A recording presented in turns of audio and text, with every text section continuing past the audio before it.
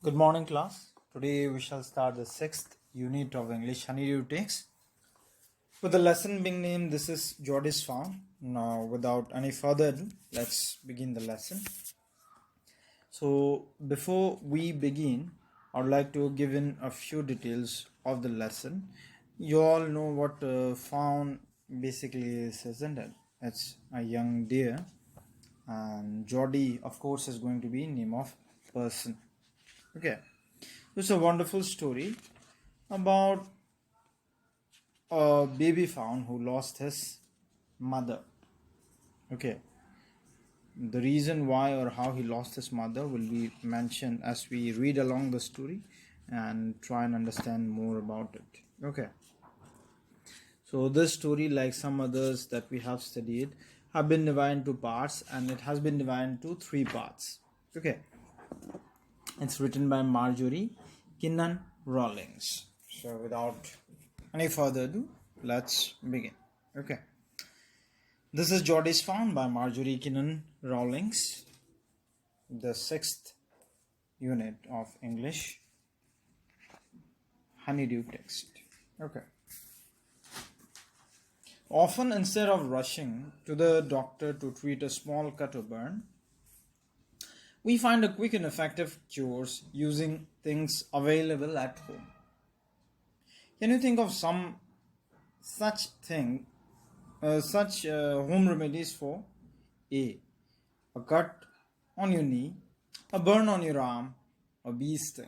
Okay, so sometimes what happens is it's not like even for the smallest thing we visit doctor, isn't it? Sometimes we tend to go for home remedies. In Hindi we call it dadi ke nuskhe. Okay, it's quite popular. So in this story, Jody's father has been bitten by a rattlesnake. If you have watched Discovery Channel and all, rattlesnakes are quite poisonous. Okay, the tail keeps rattling. That is why, or hence the name rattle comes. So he quickly kills a doe. Okay, he quickly kills a doe and uses its heart and liver to draw out the poison. So now Jody, as a young boy, wonders what will happen to the little fawn left without a mother. Mother is someone who is the most essential person in our life. She shapes a child with the best of her ability. Okay. In this story, Jody is showing clear concern as to what will happen to the fawn who is who's lost his mother. Okay, so let's begin the first part. Check out for this new words and their meanings. Okay, these are going to be crucial. Check out for this words and their meaning, like I say. Okay, so there we go. Jody allowed his thought to drift back to the fawn. Drift back means to go back. He could not keep it out of his mind. Okay, he had held it. The thought is what we are talking about. In his dreams, in his arm. He's talking about the fawn. Okay, it was something he could not forget. He slipped from the table and went to his father's bedside. Penny lay at rest. So Penny, Jody's father, was resting. Okay. His eyes were open and clear, but the pupils were still dark and dilated because he had been bitten by a dangerous poisonous snake, isn't it? So Jody approaches his father and says, what does it say? It says, how are you feeling, Pa? Pa refers to Papa, father. Okay. Just fine, son. Old Dad has gone living somewhere else. But wasn't it a close shave? His father says, I had a narrow escape that has begun into somebody else's life. I had a narrow escape. I agree. So Jody said, he agreed. But Penny said, I'm proud of you, boy. The way you kept your head and did what was needed. Okay. So father-son conversation, classic conversation. Pa, yes, son. Pa, do you recollect the doe and the fawn? So Jody asks his father. Okay, recollect refers, means remember. He says, I can never forget him. The poor doe saved me. That's right. Pa, the fawn may be out there yet. It might be hungry and very scared. I suppose so. Pa, I'm a big boy now and don't need to drink milk. Why don't I go and see if I can find the fawn? Okay. So Jody tries to convince his father. He says, "Pa, this little fawn must be all alone because you killed its mother in order to drive out the poison out of your system. And now that I'm a grown-up boy, I don't need milk as much as I used to when I was younger. So why don't I take care? Why don't I bring the fawn back at home with me and take care of it and bring it here and raise it?" He's saying, okay, he wants to bring the fawn to his place and raise it to provide everything that was required by the fawn to grow up. Okay.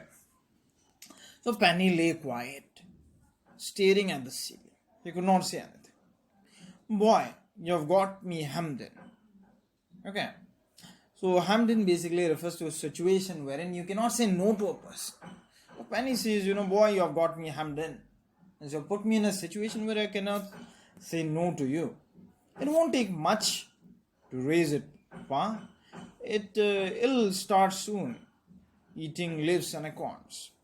So Penny is still trying to convince his father by saying that, the fawn was not going to take all in order to grow and it will soon start eating leaves and acorns. These are small brown nuts. Okay. You are smarter than the boys of your age. We took its mother and it wasn't to blame. Surely it seems ungrateful to leave it to starve. Son, I can't say no to you.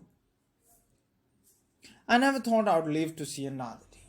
Okay, so Jody's fawn is kind of getting convinced here. Can I ride back with Millwheel and see if I can find it? Tell your ma I said you can go. So Jody's father tells him that he should seek permission from his mother. Now Jody will have this uphill task of convincing his mother. Okay. So he slided back to the table and sat down. His mother was pouring coffee for everyone. Okay. It was coffee time maybe. So she said, he said, "Ma, Pa says I can go bring back the fawn." So she held the coffee pot in mid-air. She was still holding. So she says, "What fawn?" "The fawn belonging to the doe we killed. We use the doe's liver to draw out the poison and save Pa." So he gives information that this was the same fawn which was used to save his father's life. Okay, the doe's liver was used to save the draw out the poison from Penny's body. Okay, so she gasps. She took a deep breath. Well, for pity's sake. So she was also in a tight spot. She could not say no. His Pa says it would be ungrateful to leave it to starve. Doc Wilson said, "That's right, ma'am. Nothing in the world comes quite free. The boy's right and his daddy's right." And Millville said, "He can ride back with me. I'll help him find it." Okay, so some sort of arrangement was getting prepped in now. So she sat down the pot helplessly. "Well, if you'll give it your milk, we've got nothing else to feed it." His mother was saying, "We don't have much to feed the fawn. Will you be able to feed it your own milk?" The Millville said, "Come on, boy, we've got to get riding." Okay, so Ma Baxter asks anxiously. Mother was anxious now, tense.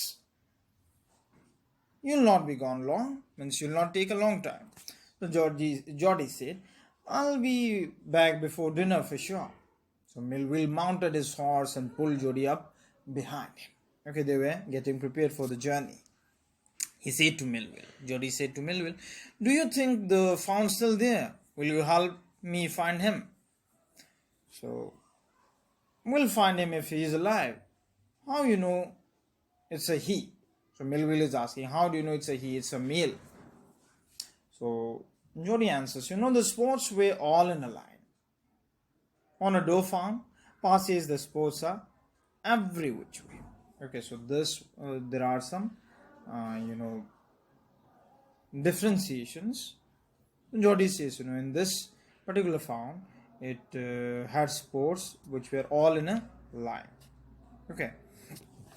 So this brings us to the conclusion of first part, wherein we have heard or understood that his father lay at rest in a bed, and then Jody, what did he do?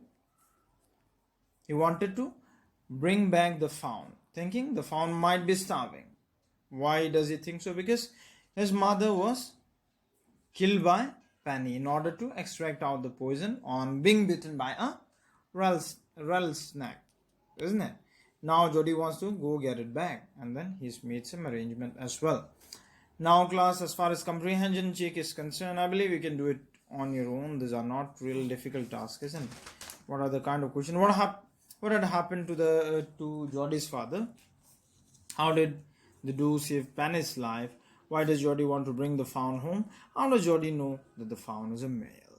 Okay, so without wasting time, let's see second part. Okay.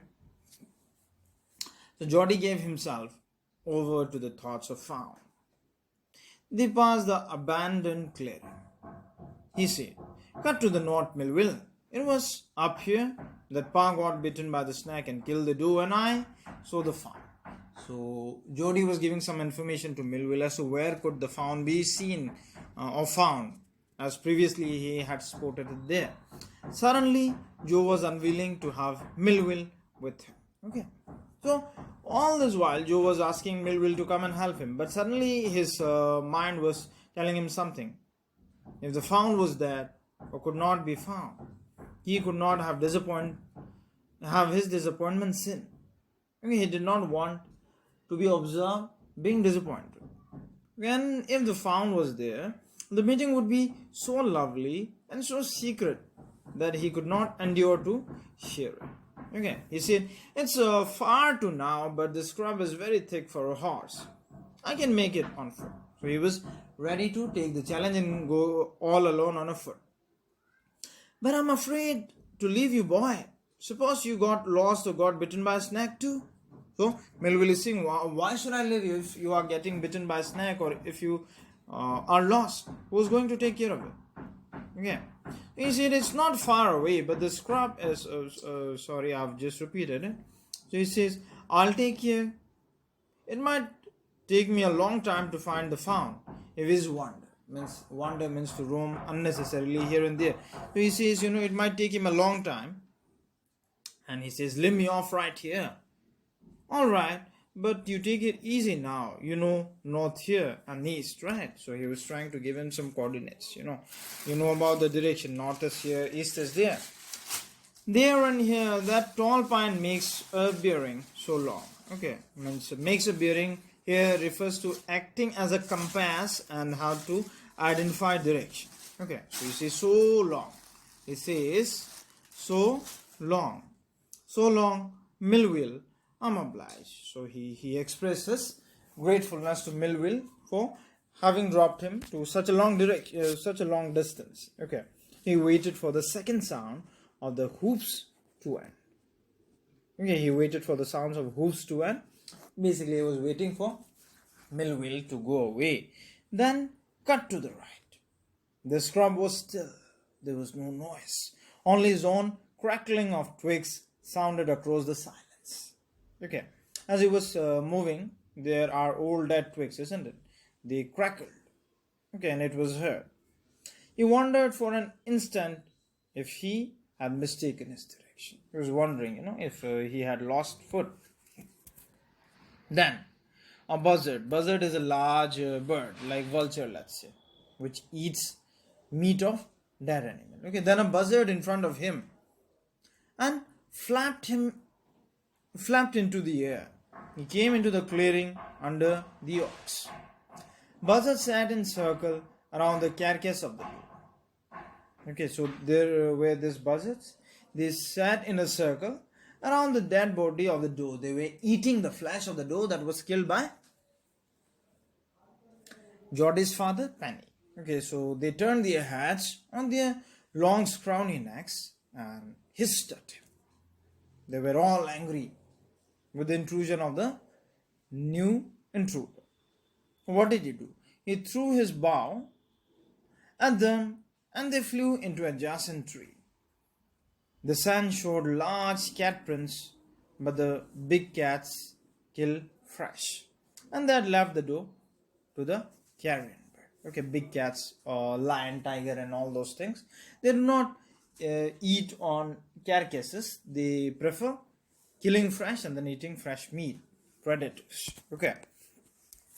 So he parted the grass at the place where he had seen the fawn. It did not seem possible that, it was only yesterday they had killed the fawn. The fawn was not there. He circled the clearing. There was no sound, no sign. The buzzards clacked their wing, as they were kind of getting impatient to return to their business. They wanted to eat the flesh of the dead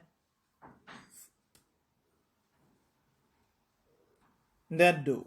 Okay. So he returned to the spot where the fawn had emerged and dropped on all fours. Okay, he dropped on all fours, setting the sand for the small hoof prints. The night's rain had washed away all tracks except those of cat and buzzard. Okay, so he was trying to set foot. Now he was disappointed to not have found the fawn until now, and this brings us to conclusion of part 2 of this story. Okay. So what is the comprehension check? Jody didn't want Millville with him for 2 reasons. What were they? So class find out he does not want that disappointment to be seen, and then he wanted to find it all alone. Why was Millville afraid to leave Jody alone? Because he thought it could be bitten. He could be bitten by another snake, or he could lose his direction way back to home. Right. Now talking about the third part. What do we have? Movement directly in front of him startled him so that he tumbled back. So he heard some movement. He was startled. He was shocked. Again, the fawn lifted its face to his. Again, the fawn slowly lifted his face. It turned its head with a wide, wandering motion and shook him through the stare of its liquid eyes. It was shaking, quivering means shaking. It made no effort to rise or run. Jody could not trust himself to. Alright, it spotted the fawn finally, directly in front of him. Okay. So Jody did not advance or approach him quickly. So he slowly whispered, "It's me." The fawn lifted its nose, scenting him. The animals have this habit of scenting people, isn't it? Sniffing. So he reached out one hand and laid it on the soft neck. That touch made him delirious. Delirious means excited. He moved forward on all fours until he was close beside it. He put his arms around its body. A light convulsion passed over it, means he was shivering, but it did not stir, means it was not that violent shake and all. He was not scared, but then excitement plus fear was there. The baby had lost its mother, right? So here you see he's found the doe, right?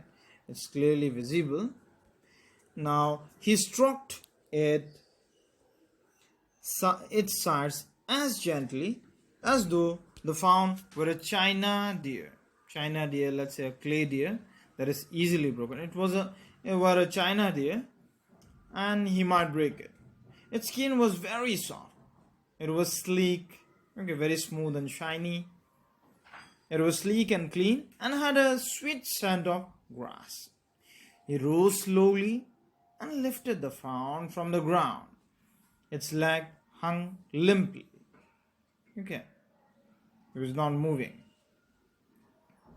They were surprisingly long and he had to hoist the fawn as high as possible under his arm because he was not a big man himself.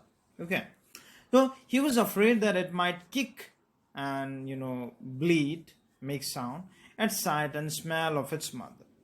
So he skirted the clearing.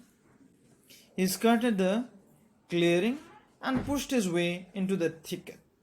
It was difficult to fight through with this burden. It was heavy. The fawn's leg caught in the bushes, and he could not lift his own with freedom. It was heavy. He tried to shield its face from prickling vines, because vines are dangerous. If they are prickling, they'll have thorn, and it would lead to another injury. Its head bobbed with his stride. His heart thumped with a marvel of his acceptance of him. He was very happy that the fawn had at least accepted him. So he reached the trail and walked as fast as he could until he came to the intersection with the road home. Okay, he stopped to race and set the fawn down on its dangling legs.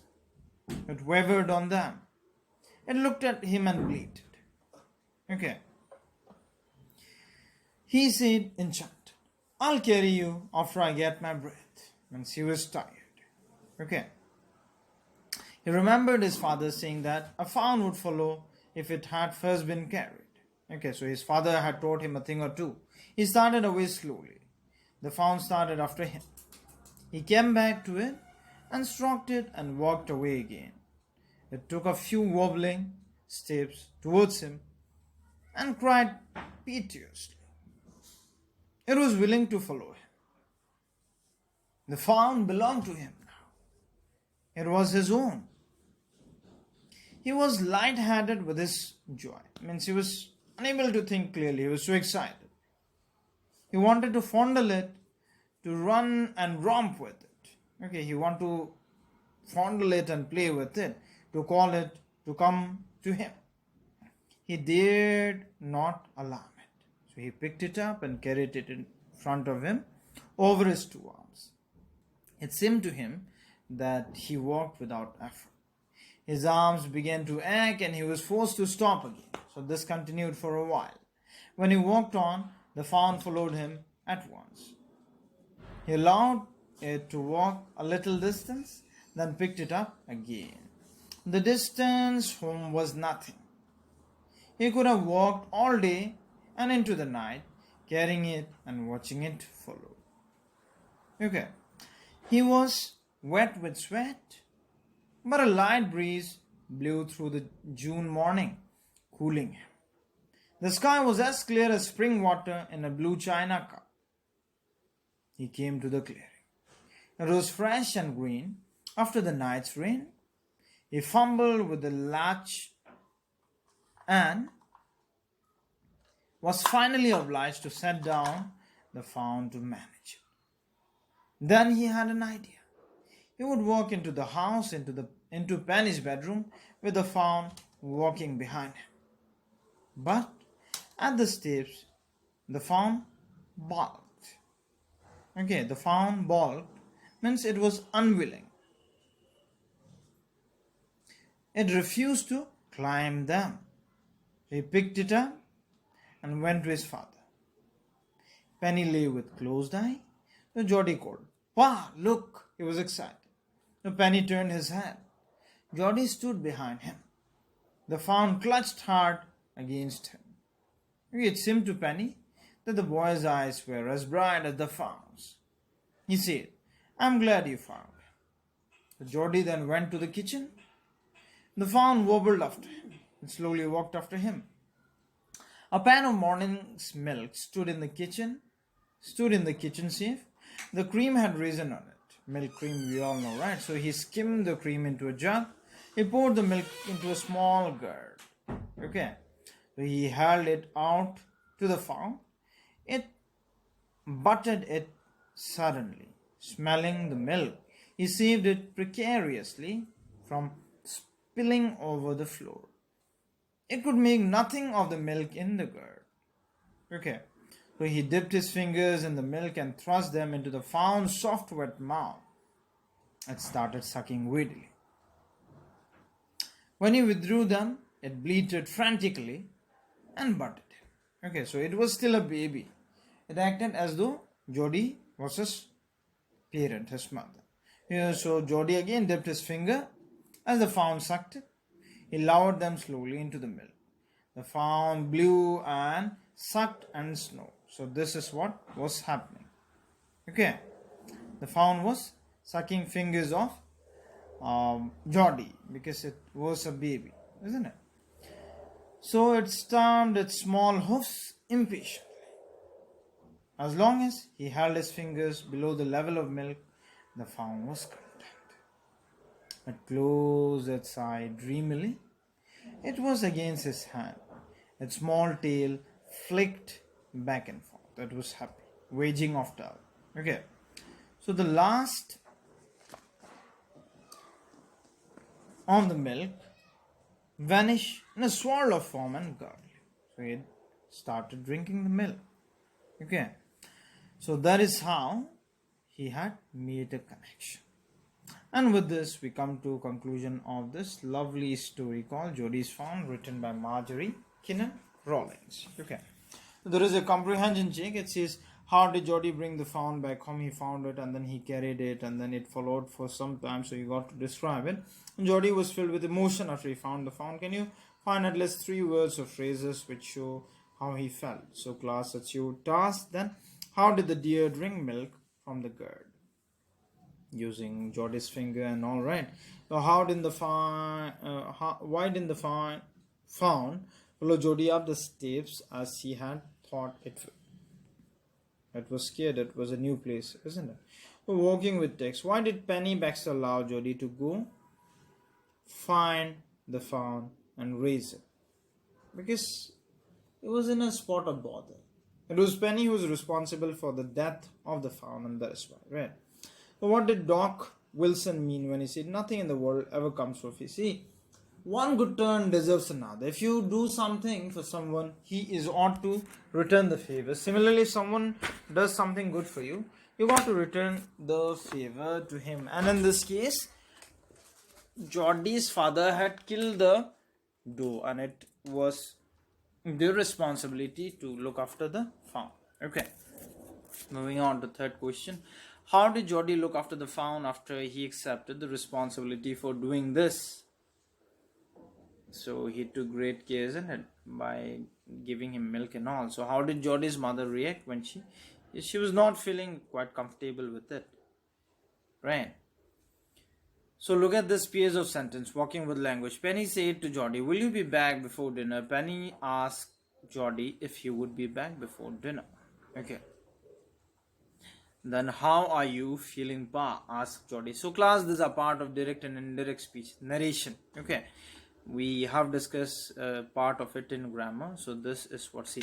How are you feeling, Pa? Asked Jody. So let me give you a small briefing on this also. So this is part of narration, direct and indirect speech. Now what is direct speech? I'll tell you. Do not worry about that at all.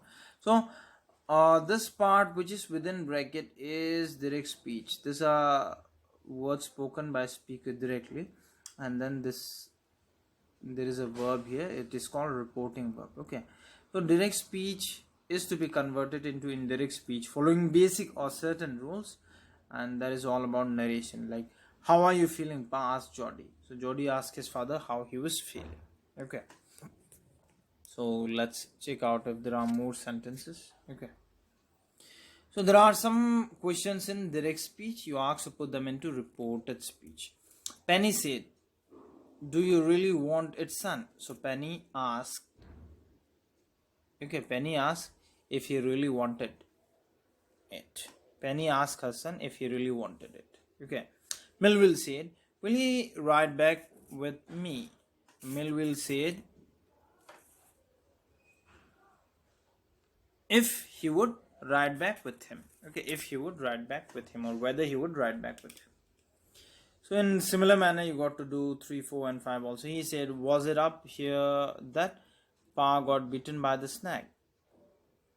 He asked whether it was up there that Pa got bitten by the snake. Okay.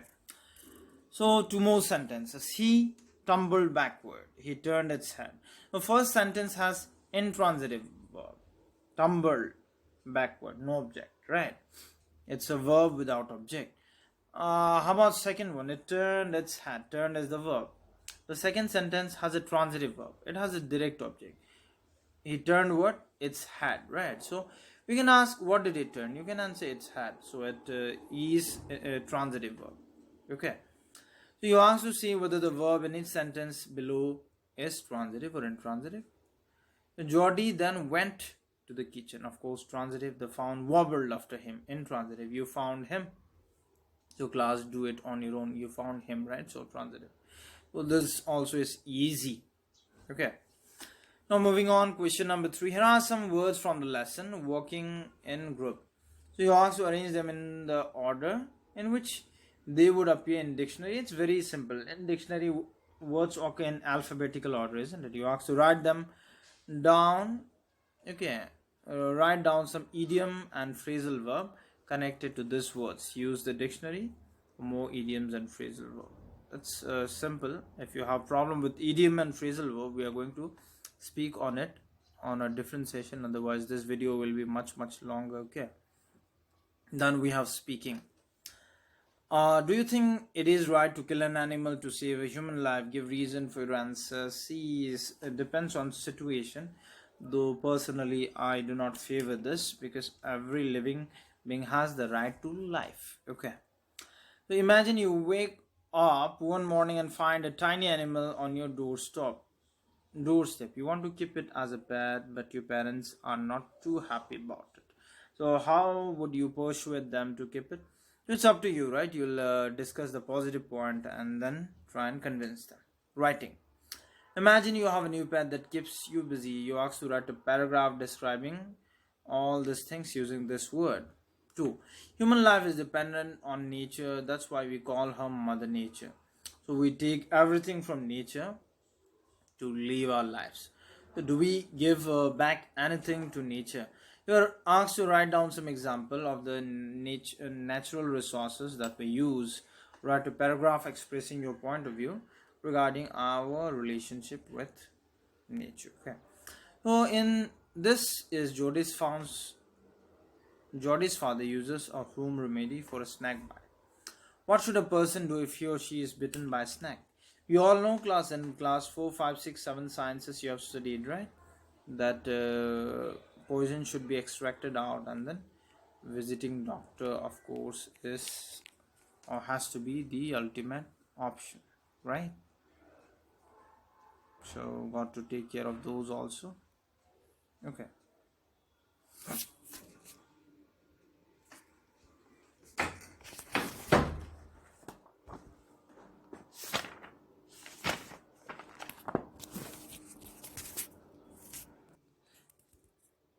So with this class, basically we have come to conclusion of today's class. It was a wonderful lesson.